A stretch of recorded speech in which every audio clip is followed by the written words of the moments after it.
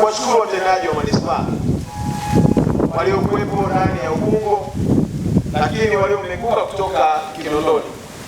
Nakumbuka hata mipango hii tulipanga wote. Mama nafikiri ulikuwepo.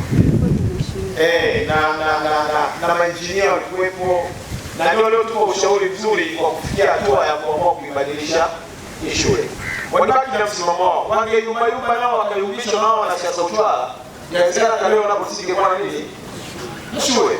Lakini kwa misimamo yao na wao walitia moyo kama mkuu wa wilaya, inawezekana bali tutabadilisha na tutaboresha. Sasa hivi kuna upungufu wa madarasa matano. Ninamtaka diwani wa hapa, si diwani wa hapa nani? Boni.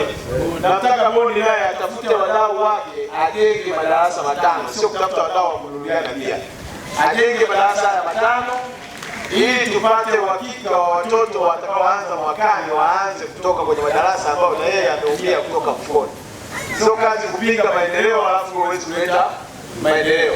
Kwa hiyo madarasa matano, mkurugenzi na mkuu wako wa wilaya Boni diwani wa hapa ametumikia miaka 5. Mlimchagua 2010, 2015 hakuna sekondari.